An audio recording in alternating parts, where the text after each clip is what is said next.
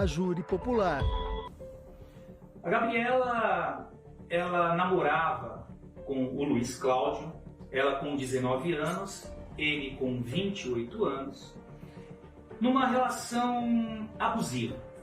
Ele, um jovem de uma família abastada, do Espírito Santo, usuário de cocaína, não admitiu o término do relacionamento. Um mês antes da morte, Gabriela teria terminado o relacionamento e teria dado início a um novo relacionamento com um rapaz chamado João, que estudava com ela na universidade. No dia dos fatos, insistentemente dito por testemunhas, Gabriela foi procurada pelo Luiz Cláudio. Ao sair do estágio, ela teria ido para um desfile de modas no Shopping Vitória com uma colega. Ao retornar para sua residência após muita insistência do Luiz Cláudio, do dia 20 para o dia 21 de setembro de 96, ela aceitou conversar com o Luiz. Ele foi buscá-la no apartamento da dona Euroteides e foram até um bar próximo da residência, chamado Bar Galpão. Permaneceram durante um período ali no bar e se dirigiram para uma apart hotel chamado La Residence, de propriedade da família do Luiz Cláudio. Lá chegando por volta de 00h30, foram até o apart hotel e por volta das 2h da manhã, os funcionários do hotel ouviram um barulho muito forte. Segundo o depoimento dessas pessoas, acreditavam que havia ocorrido uma colisão de veículo no estacionamento ou até mesmo algum pneu teria estourado. Ao se dirigirem no estacionamento, constataram que uma moça estava caída ao solo. Momentos após, Luiz Cláudio desceu pelo elevador, transtornado, pedindo para o porteiro, chamado Denir, a chave do seu veículo. Denir, preocupado com aquela situação, dizia ao Luiz que não sabia onde estava a chave e não estava encontrando a chave. É muito importante frisar que em momento algum Luiz demonstrou interesse em salvar a Gabriela. Em momento algum ele teria dito aos funcionários do apart hotel que a sua namorada havia caído, havia se jogado, como posteriormente ele desenhou a título de diversão de defesa. O objetivo dele inicial era único e exclusivamente fugir do local dos fatos. Não conseguindo êxito na fuga, passou para a segunda parte de sua farsa. Ligou para a mãe de Gabriela, para a dona Euroteides, e começou a desenvolver a tese de defesa de que a mesma havia se suicidado. Após muita insistência, conseguiu a chave do veículo. Em momento algum chamou apoio médico, em momento algum chamou apoio da polícia militar ou corpo de bombeiros. Saiu do local, foi até a casa da Euroteides e depois de longo período retornou ao local com a mãe e o irmão da vítima. Chegando no local, tentando simular uma certa preocupação com a vítima, fez com que o irmão da mesma, juntamente com ele, movesse o corpo do local, alterando a cena do crime, tentando fazer valer a sua versão de suicídio. Obviamente, a moça já estava morta. Momentos após, chegou no local um policial militar chamado Késio. Segundo o depoimento do Késio, não acreditou na versão do Luiz e disse que, de acordo com a história por ele contada, ele era o principal suspeito e pediu para que conduzisse o mesmo ao distrito policial. A perícia chegou no local.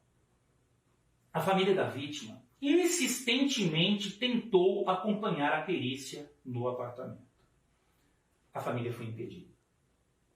Segundo testemunhas, o irmão do Luiz, de alguns dizem que ele próprio teria acompanhado essa perícia dentro do apartamento.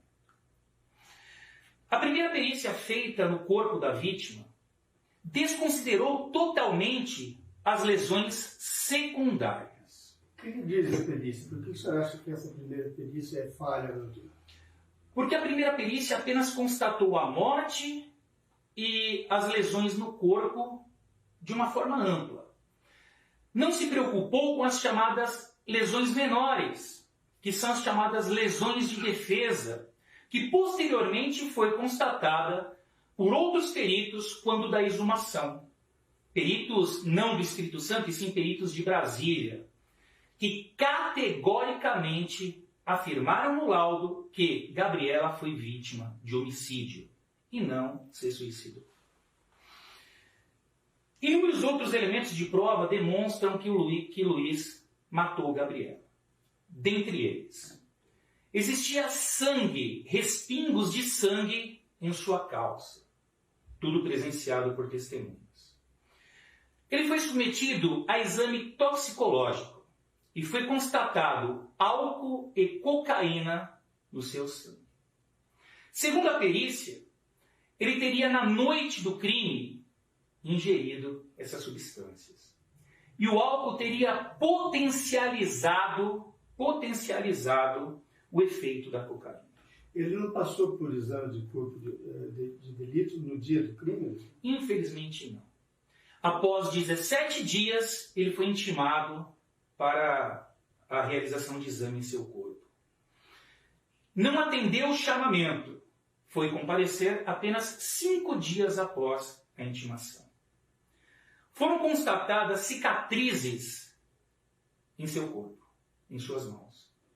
O perito afirma de forma categórica que se a perícia tivesse sido feita no dia dos fatos, não seriam cicatrizes, e sim feridas. Infelizmente, a investigação falhou também nesse ponto. Um outro elemento extremamente importante que demonstra que a versão de Luiz é mentirosa é que ele, ao descer pelo elevador, desceu com sapatos de Gabriela na mão. Posteriormente, ele disse que ele iria socorrer a vítima e levá-la ao hospital, por isso que ele estava levando aqueles sapatos. Ele disse que manteve relações sexuais com Gabriela naquela noite e após o término da relação, do nada, ela teria subido no parapeito e pulado do 12º andar. Ele disse que ela teria pisado em uma cadeira para subir no parapeito. Gabriela foi encontrada descalço no local que ela caiu. Testemunhas do hotel afirmam que na cadeira existia marcas de tênis ou sapato, demonstrando que Luiz, apoiando o seu pé naquela cadeira, impulsionou e jogou o corpo de Gabriela pela janela.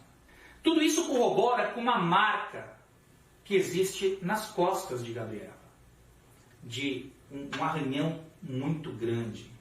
O juiz determinou a exumação do corpo de Gabriela e os peritos de Brasília constataram inúmeras lesões secundárias no seu corpo.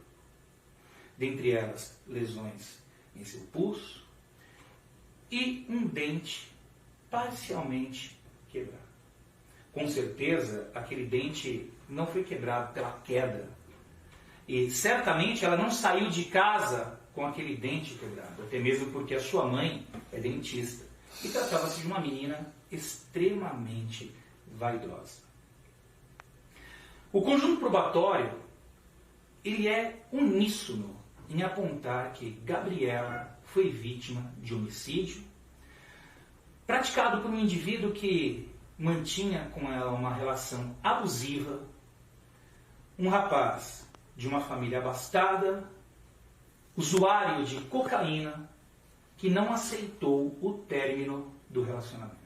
O erro seria não ter feito o exame de corpo de delito e os exames que são, acho que até praxe num caso desse. Né? Exatamente. Se ele tivesse sido submetido à perícia no dia dos fatos, se a perícia tivesse identificado as lesões secundárias naquele dia, como ocorre em todo o nosso país, um Instituto de Criminalística, Instituto Médico Legal diligente, certamente o Luiz teria sido preso temporariamente, essa prisão teria sido convertida em prisão preventiva, ele já teria sido condenado e talvez já estivesse até em liberdade em razão do longo tempo do ocorrido, face os benefícios da execução penal.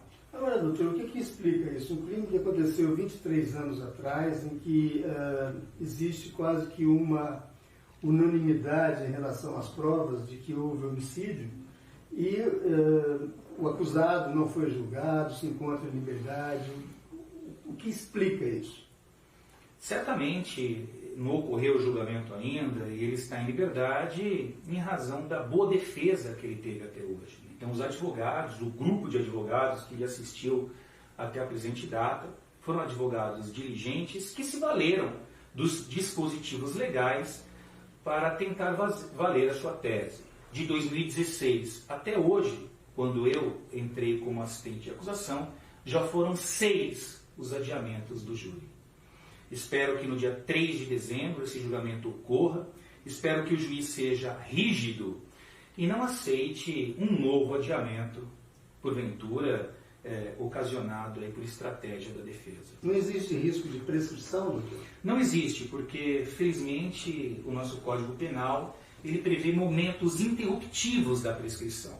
Então, quando se confirmou a decisão de pronúncia, foi interrompido esse prazo, ou seja, ele zerou e começou a contar novamente. Então, não há risco de prescrição. Essa demora ela é extremamente prejudicial, porque, na verdade, as provas, com o decorrer do tempo, elas vão se enfraquecendo. Testemunhas acabam morrendo, pessoas não se recordam mais dos fatos como